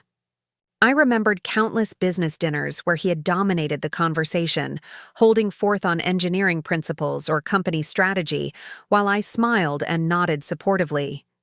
The role reversal was striking. By mid-afternoon, we had reached a tentative agreement. I would receive 40% of all marital assets, including a 30% ownership stake in Mitchell & Thompson. Richard would remain as CEO, but would be required to consult with a newly expanded board, including 2 independent directors, on all major company decisions. All the diverted funds would be returned to company accounts, and a forensic accountant would verify complete financial disclosure. As Patricia summarized the terms for final confirmation, Richard finally looked at me directly. Are you satisfied now? He asked quietly. Now that you've taken nearly half of everything I've built? I met his gaze steadily. I didn't take anything, Richard. I earned my share through 40 years of partnership. A partnership you chose to end. The only difference is that now, my contributions will be formally recognized and compensated. You could have had a comfortable life without all this, he said, gesturing to the settlement documents. I would have provided for you. I never wanted to be provided for, I replied. I wanted to be valued. When the meeting concluded, Walter Price and Richard left immediately. Martin and I remained behind to review the draft agreement one more time before signing. You've achieved an exceptional outcome, Martin said as we gathered our things. Many spouses in your position would have settled for far less, especially against someone with Richard's resources and business acumen. Richard's mistake was thinking I didn't understand his resources or his business, I said. He forgot who balanced the checkbook for 40 years. Outside, Dot was waiting in her car as promised. She rolled down the window as we approached. Well, is it done? Are you rich? I laughed, my first genuine laugh in weeks. Not just rich, recognized. As Martin departed for his office to finalize the paperwork, I slid into Dot's passenger seat and let out a long, cleansing breath. What now? Dot asked, pulling away from the curb. Now I start the second half of my life, I said. On my own terms. 3 months after the settlement was finalized, I attended my first board meeting at Mitchell & Thompson as an official shareholder. The conference room felt different from this side of the table. For decades I had organized these meetings, ordered the catering, prepared the materials, always in service to Richard's vision, always as an extension of his professional needs. Now I was here as myself, with my own voice, my own vote, my own perspective. The boardroom had been renovated since my last visit. Sleek, modern furniture replacing the heavy traditional pieces Richard had always preferred. Fresh orchids graced the center of the table instead of the predictable peace lilies. Small changes that suggested Vanessa's influence. I wondered idly if she'd selected the art on the walls as well. Abstract canvases in cool blues and grays, replacing the architectural photographs Richard had always favored. Jerry arrived first, greeting me with a warmth that still surprised me. Our alliance during the divorce proceedings had evolved into something resembling actual friendship. He pulled out the chair beside mine. "How are you feeling?" he asked, quietly. "First meeting as official board member. Nervous?" I smiled. "Not nervous, just processing the irony. I've attended hundreds of meetings in this building, but never as someone whose opinion actually mattered on record." "Your opinion always mattered," Jerry said. "Richard just wasn't always smart enough to acknowledge it." The other board members filtered in. The 2 independent directors we'd appointed as part of the settlement, Grace Winters, a retired engineering professor with a reputation for uncompromising integrity, and Marcus Lee, a financial expert who specialized in ethical corporate governance. Both had been selected from a list I'd prepared, though Richard had been given veto power. It spoke volumes that he'd accepted them without protest, a sign of just how thoroughly our confrontation had humbled him. Richard arrived last, Vanessa at his side. He'd aged visibly in the month since our divorce had been finalized.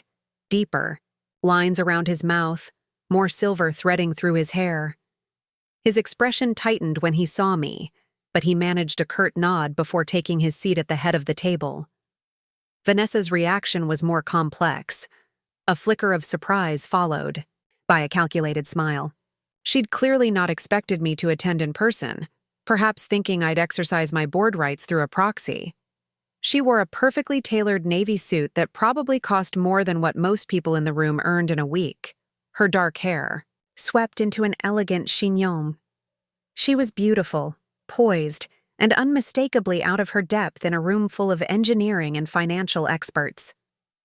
"Good morning, everyone," Richard began, his voice carrying the practiced authority of someone who'd spent decades being the final word on every decision. "Let's begin with the quarterly financials." The meeting progressed with a formality that felt almost theatrical. Richard presented each agenda item with careful neutrality, avoiding any phrasing that might invite disagreement. When questions arose, he answered with uncharacteristic brevity. No one mentioned our divorce, or the settlement, or the circumstances that had brought us to this reconfigured table. It wasn't necessary. The entire restructuring of the board was testament to those events. I spoke only when I had meaningful input, letting my expertise in client relationships and financial management guide my contributions. Each time I did, Richard's jaw would tighten almost imperceptibly, but he never interrupted or dismissed my points, another departure from our long history. During a discussion about a potential new client, Vanessa attempted to assert herself, suggesting an aggressive timeline for project completion. "We should commit to a 12-month delivery," she said. "It would give us an edge over competitors, who are estimating 18 to 24 months. Grace Winters, the engineering professor, fixed her with a measured look. "Based on the scope documents I've reviewed, 12 months would require either additional resources we don't currently have or compromises in quality control that would be inconsistent with this firm's standards." "Which are you suggesting, Ms. Cooper?" Vanessa faltered, clearly unprepared for such direct challenge. Well, I was thinking we could optimize our processes, increase efficiency." "Efficiency isn't a magic wand," Grace replied.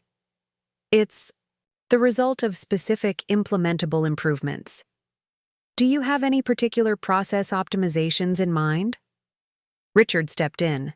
"I think what Vanessa is suggesting is that we could consider reorganizing our project teams to better leverage our existing resources." Jerry raised an eyebrow. "We've analyzed our team structures 3 times in the past 2 years. Each analysis concluded we're operating at near optimal efficiency already." I watched the exchange with quiet satisfaction. This was exactly what the board restructuring had been designed to achieve. A system of checks and balances where decisions were made based on expertise and evidence, not ego or ambition. By the end of the meeting, several things had become clear. Richard was no longer the unchallenged ruler of the kingdom he'd built. Vanessa's influence had been significantly curtailed by the new governance structure. And Mitchell and Thompson was returning to the core values that had made it successful in the first place: integrity, quality, and meticulous attention to detail. As the meeting concluded, I gathered my materials unhurriedly, in no rush to leave a space I now rightfully occupied. Richard and Vanessa departed quickly, but Jerry lingered. "Dinner next week?" he asked. "Miranda's been asking when you'll come over again. She's trying out some new pasta recipe she found." Miranda was Jerry's wife of 35 years, a warm, forthright woman who had welcomed me into their home with genuine affection since my divorce. "I'd love that," I said. "Thursday? Perfect. I'll tell her you're coming." As I walked to my car in the executive parking section, another small victory from the settlement, I felt a curious sense of completion. For decades, Richard had been the sun around which my entire life orbited. Now he was just another person in my professional sphere, no more central to my daily existence than any other colleague. I drove to my apartment at Willow Creek, which I'd decided to keep even after the settlement provided ample funds for a more luxurious residence. I'd grown to love its simplicity, its river views, and most importantly, the fact that every inch of it represented choices I had made for myself. My phone rang as I was unlocking my door. Jennifer's name flashed on the screen. "Hi, sweetheart," I answered, setting my briefcase on the kitchen counter. "How are things in Columbus?" "Good. Great, actually. Tom got the promotion, and Ella made the tennis team." Ella was my 12-year-old granddaughter, Jennifer's oldest. "That's wonderful news. Tell them both congratulations from Grandma." "I will." She paused. "So, how was the board meeting?" I smiled at her transparent attempt at casualness. Both Jennifer and Daniel had been intensely protective since the divorce, checking in regularly and asking pointed questions about how Richard was treating me. It was fine. Professional. Productive. I began brewing a cup of tea, phone cradled against my shoulder. "Your father kept things strictly business." "And the girlfriend? Vanessa?" "Also there, also professional, though somewhat out of her depth." Jennifer made a sound that managed to convey both satisfaction and lingering anger. "Good. I hope—" She was miserably uncomfortable the entire time. "Jennifer," I chided gently, "that's uncharitable." "Mom, she helped break up your 40-year marriage.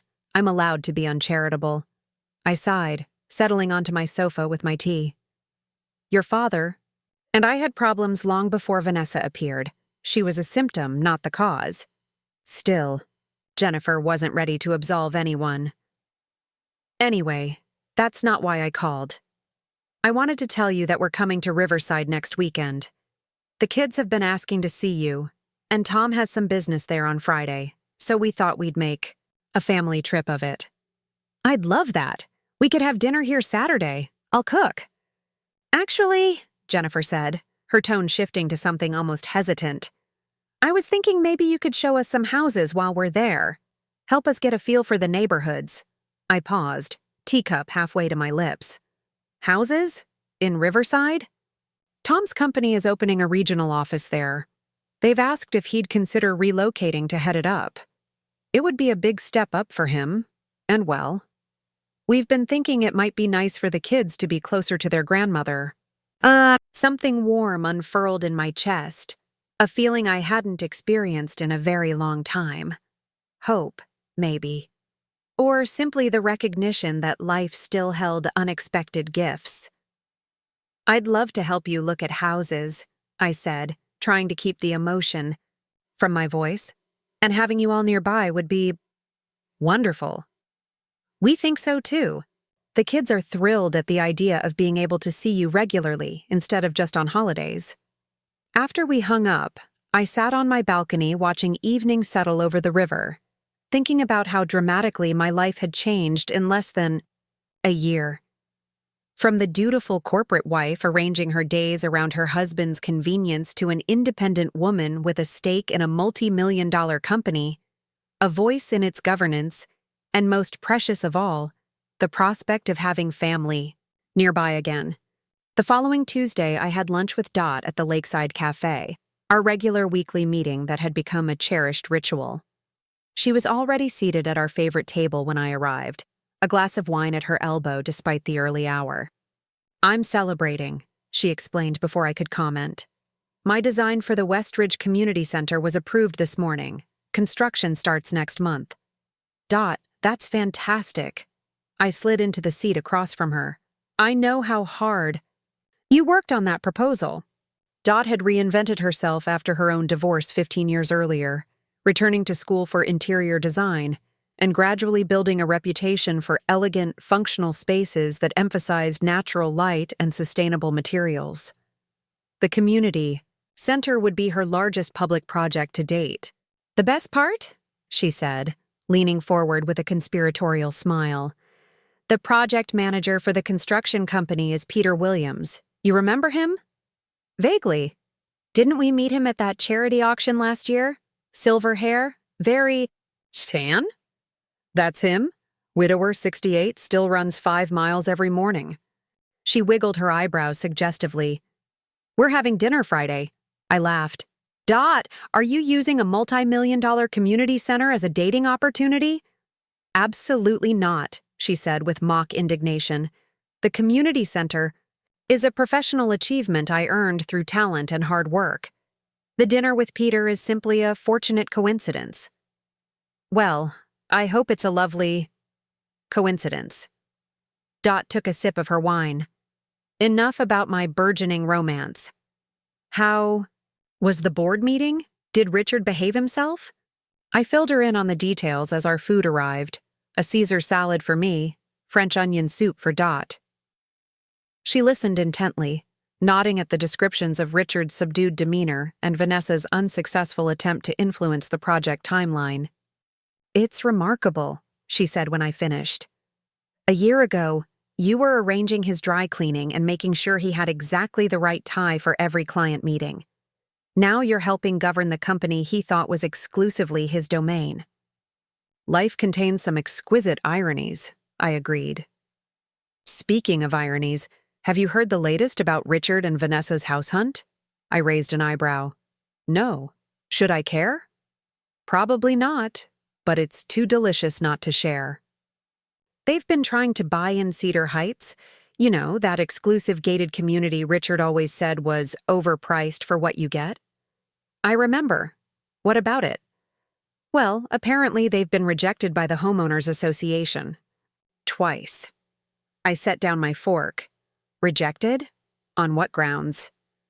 Dot's eyes sparkled with mischief. "The official reason was some technicality about their financing. But Amanda Lewis sits on that board. You remember her.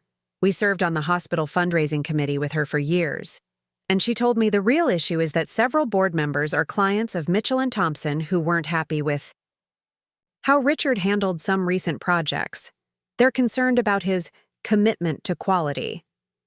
"That's—" I hesitated, searching for the appropriate response. Part of me, a small, petty part I wasn't particularly proud of, felt a flash of satisfaction. But the larger part recognized the irony that Richard's professional shortcuts, the very behavior I'd fought against, were now affecting his personal life in ways he hadn't anticipated. "It's karma," Dot supplied helpfully. "The universe balancing its books?" I smiled despite myself. "I suppose it is." "Are you going to the Mitchell and Thompson anniversary gala next month?" Dot asked, changing the subject. The gala, a lavish annual event celebrating the firm's founding, had always been my responsibility to organize.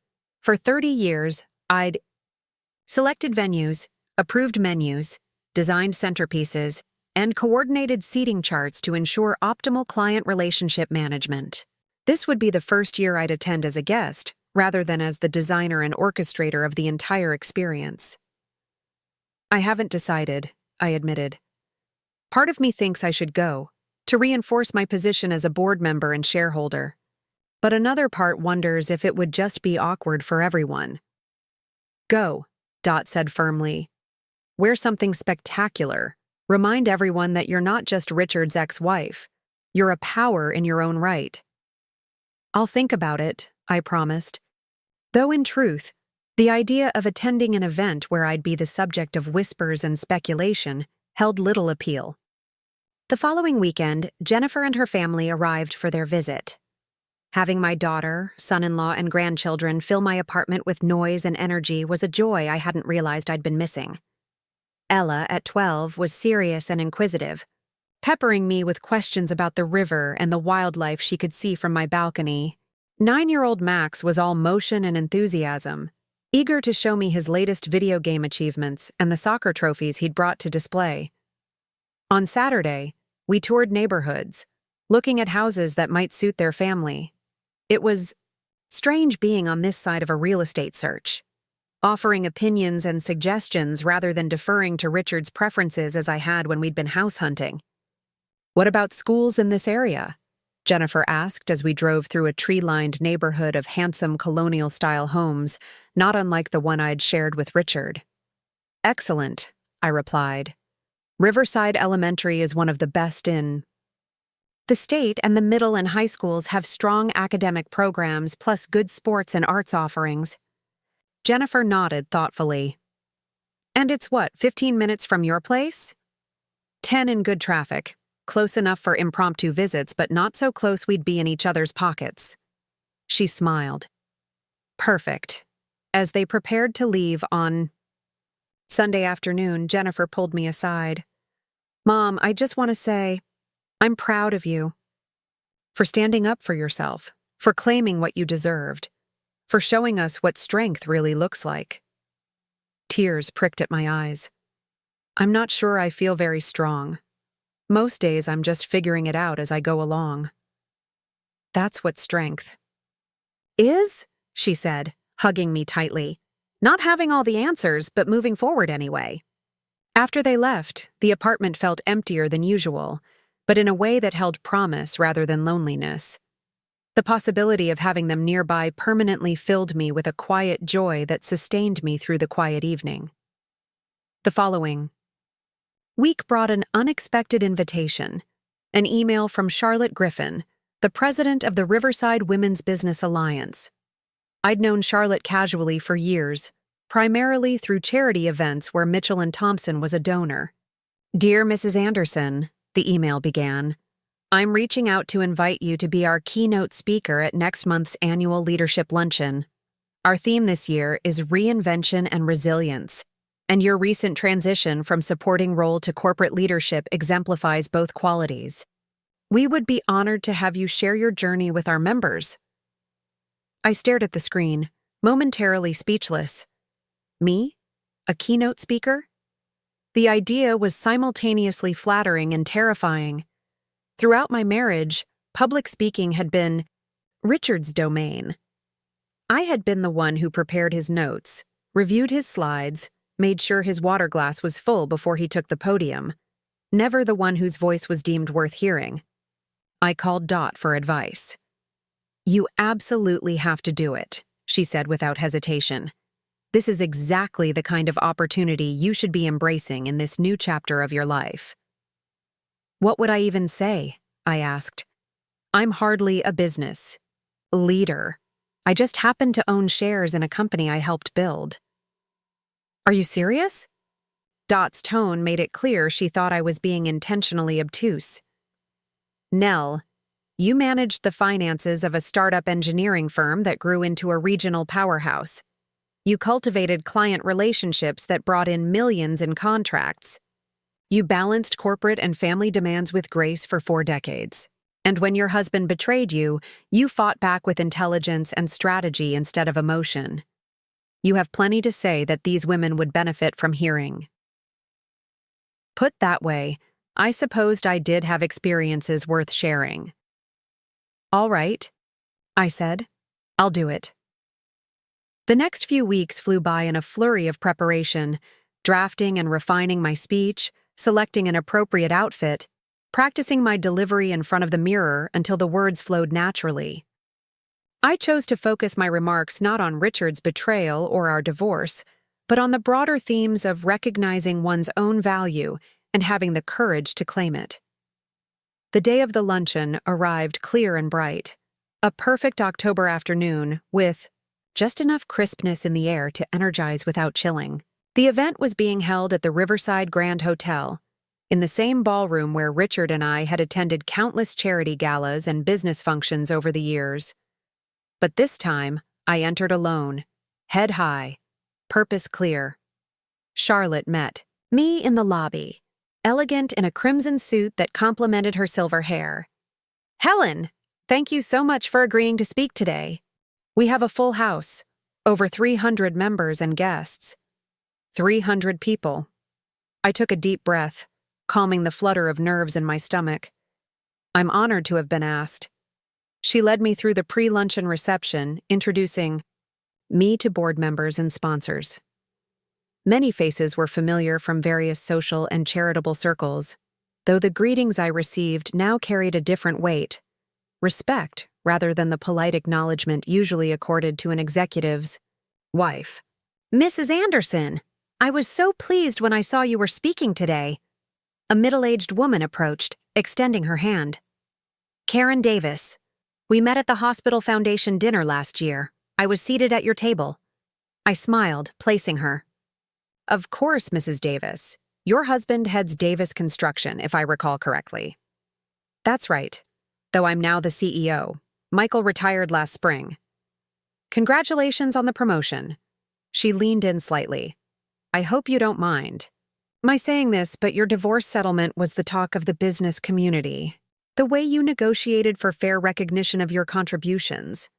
It was inspiring, especially for those of us who've worked alongside our husbands without formal titles."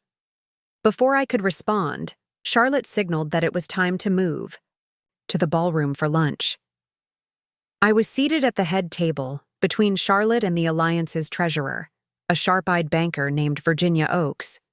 "I understand you've joined the board at Mitchell & Thompson," Virginia said as salads were served. "How are you finding corporate governance?" "Educational," I replied honestly. "I've observed board dynamics for years, but participating as a voting member is quite different." "I imagine your perspective as someone who's seen the company from multiple angles is invaluable." "It should be," I said, "though I'm not sure everyone on the board would agree." Virginia smiled knowingly. "They will in time, especially when your insights prove correct." After lunch, Charlotte introduced me with a flattering summary of my career and recent transition to corporate leadership, as she delicately phrased it. As I took the podium, looking out over the sea of attentive faces, I felt a momentary panic. Then I remembered Jennifer's words. Strength isn't having all the answers, but moving forward anyway. "Thank you, Charlotte, for that generous introduction," I began. "And thank you to the Riverside Women's Business Alliance for inviting me to share some thoughts on reinvention and resilience. These are qualities I've come to know intimately in recent months, though I wouldn't have chosen the circumstances that brought them into focus." A ripple of knowing laughter moved through the audience. For 40 years, I was known primarily as Richard Anderson's wife. It was an identity I embraced wholeheartedly, pouring my education, talents, and energy into supporting his vision for Mitchell & Thompson Engineering. I managed our home, raised our children, cultivated social connections that brought in valuable clients, and in the early days, even handled the company books, all without a title, salary, or formal recognition. I paused, looking out at the women watching me, some nodding in recognition, others leaning forward in interest. I don't share this as a complaint. It was the partnership we agreed to, explicitly or implicitly. But when that partnership dissolved, I was faced with a critical question. Who am I beyond the roles I've played in service to others? What is my value, independent of my connection to my husband and his company? For the next 20 minutes, I spoke about the journey of self-reclamation, the painful recognition of how I'd allowed myself to be diminished, the courage it took to demand fair acknowledgement of my contributions, and the unexpected joy of rediscovering parts of myself that had been set aside for decades. The greatest revelation, I concluded, wasn't learning that I could stand on my own. It was realizing that I had been standing all along. I just hadn't recognized my own strength, because I'd been taught to attribute it to someone else. My resilience wasn't born in the crucible of divorce. It was built through 40 years of solving problems, navigating challenges, and creating value that others benefited from. The only thing that changed was my willingness to claim that strength as my own. The applause that followed was genuinely enthusiastic. As I returned to my seat, Charlotte squeezed my hand. "Perfect," she whispered. "Absolutely perfect." After the luncheon, a line of women formed to speak with me, some offering congratulations on the speech, others sharing their own stories of undervalued contributions and difficult reckonings. I listened with genuine interest, recognizing elements of my own experience in each of their narratives. One conversation particularly struck me, with a young woman barely older than Vanessa, who approached somewhat hesitantly. "Mrs. Anderson? I just wanted to say thank you. I started a marketing firm with my husband 3 years ago. On paper, we're equal partners, but lately, I've felt my contributions being minimized. Your speech helped me see that I need to address this now, not 40 years from now. The best partnerships are those where both parties are fully valued," I told her. "If that's not happening, it's worth the discomfort of addressing it directly." She nodded thoughtfully. That's exactly what I needed to hear. By the time I left the hotel, the afternoon was fading into evening. I felt simultaneously energized and exhausted. The emotional expenditure of sharing my story publicly had taken more from me than I'd anticipated. But there was also satisfaction in knowing that my experience might help others avoid the mistakes I'd made. As I drove home along the river, my phone rang through the car's speaker system. Daniel's name appeared on the dashboard display. "Hello, sweetheart," I answered. "How are things in Cincinnati?" "Good, Mom. Really good, actually. I just wanted to call and check in. Jennifer told me about their visit and the possible move to Riverside. That would be wonderful for all of you." "It would," I agreed. "Having the grandchildren nearby would be a joy." "It's got me thinking," he said, his tone shifting slightly. "About distance and family and priorities. Rebecca and I have been talking." Rebecca was Daniel's wife of 10 years, a pediatrician with a thriving practice in Cincinnati. "Talking about what?" I prompted when he didn't continue. "About whether it might make sense for us to consider Riverside too. There's an excellent children's hospital that's recruiting specialists, and my practice could be transferred relatively easily. Nothing definite yet, but we're exploring the possibility." My heart swelled with emotion. "Daniel, that would be... I don't even have words." He laughed softly. "Don't get too excited yet. It's just preliminary discussions. But after everything that happened with you and Dad, it's made us realize how important family connections are, how easily they can be lost if not nurtured." "I understand completely," I said. "And whatever you decide, I'm just grateful you're considering it." After we hung up, I continued my drive, a sense of peaceful contentment washing over me. The road ahead, both literally and figuratively, stretched out clear and inviting, filled with possibilities I couldn't have imagined a year ago. The old life I'd built around Richard's needs and ambitions had crumbled, but from its ruins, something new and authentically mine was emerging. A life shaped by my own choices, values, and desires. A life where I was the center of my own story, not a supporting character in someone else's. The irony wasn't lost on me.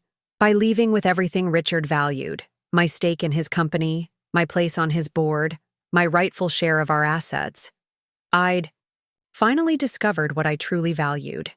And it had nothing to do with money or status or revenge. What I valued was authenticity, self-respect, the freedom to define myself rather than being defined by my relationship to a man who had never truly seen me. Richard had left me for his secretary, but I had left with something far more precious than material assets. I had left with myself, whole and unbowed, ready at last to live on my own terms.